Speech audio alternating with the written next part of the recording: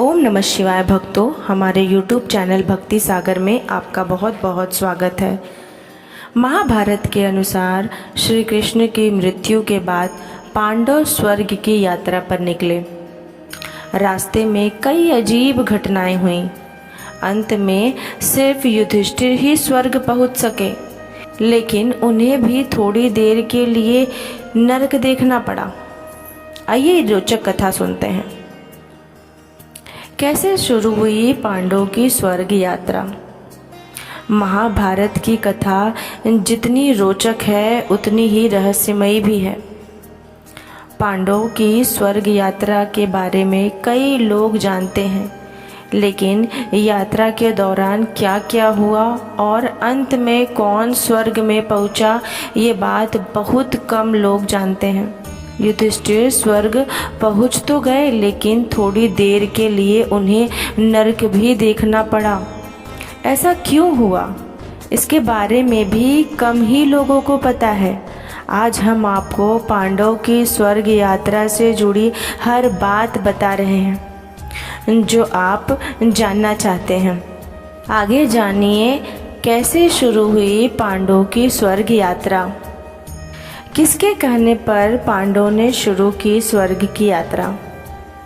महाभारत के अनुसार भगवान श्री कृष्ण की मृत्यु के बाद एक दिन पांडव महर्षि वेदव्यास से मिलने गए। महर्षि वेदव्यास ने उनसे कहा कि अब तुम्हें अपना राजपाट छोड़कर स्वर्ग की यात्रा पर जाना चाहिए।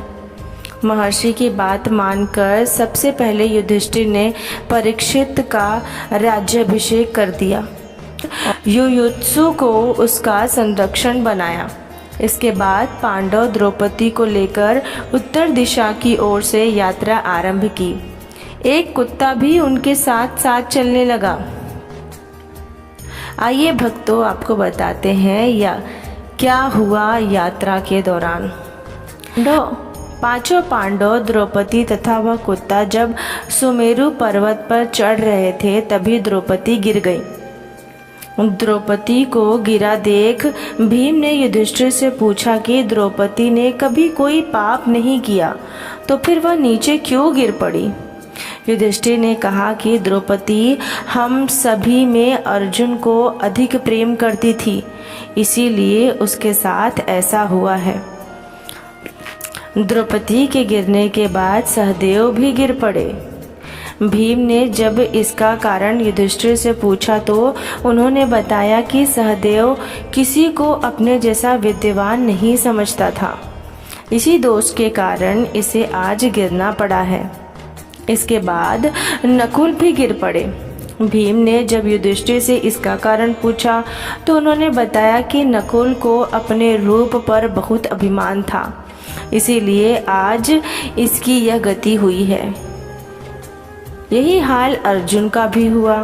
तब युधिष्ठिर ने बताया कि अर्जुन को अपने पराक्रम पर बहुत अभिमान था, इसीलिए आज इसकी यह गति हुई है। कुछ देर बाद भीम भी गिर पड़े।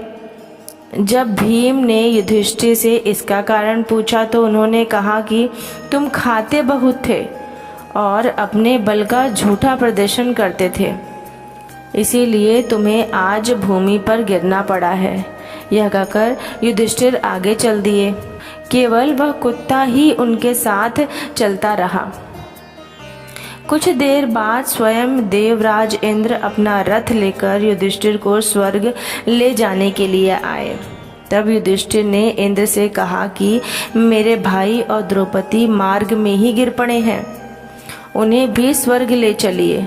इंद्र ने कहा कि वे पहले से ही शरीर त्याग कर स्वर्ग पहुंच चुके हैं, आप सशरीर स्वर्ग में जाइए। युधिष्ठिर ने अपने साथ चल रहे कुत्ते को भी स्वर्ग ले जाने की बात कही, लेकिन देवराज इंद्र ने ऐसा करने से मना कर दिया।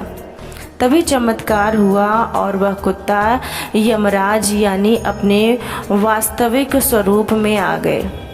प्रसन्न होकर देवराज इंद्र युधिष्ठिर को अपने रथ में बैठाकर सशरीर स्वर्ग ले गए।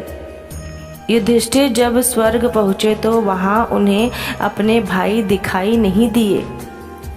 तब युधिष्ठिर ने कहा कि जहाँ मेरे भाई हैं मुझे उसी स्थान पर जाना है।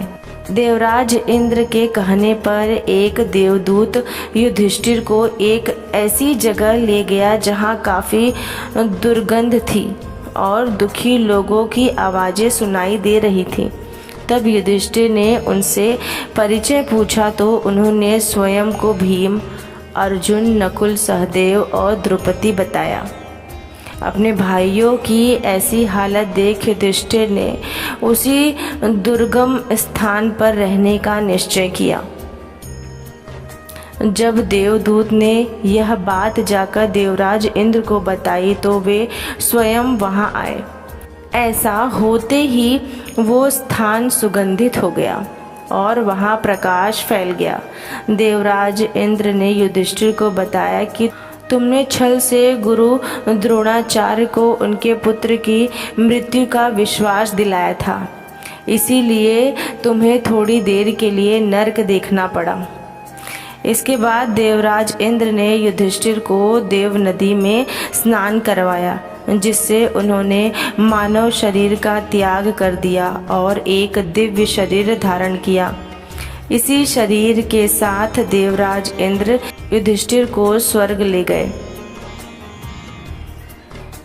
भक्तों, अगर आपको ये कहानी अच्छी लगी हो तो इसे लाइक और शेयर ज़रूर करिएगा, और अगर अभी तक आपने मेरे चैनल को सब्सक्राइब नहीं किया है तो इसे सब्सक्राइब कर लीजिएगा और नोटिफिकेशन बेल को ऑन कर लीजिए ताकि भगवान से जुड़ी कथा, कहानी और जानकारी आपको सबसे पहले मिले। मेरी वीडियो देखने के लिए आपका बहुत बहुत धन्यवाद।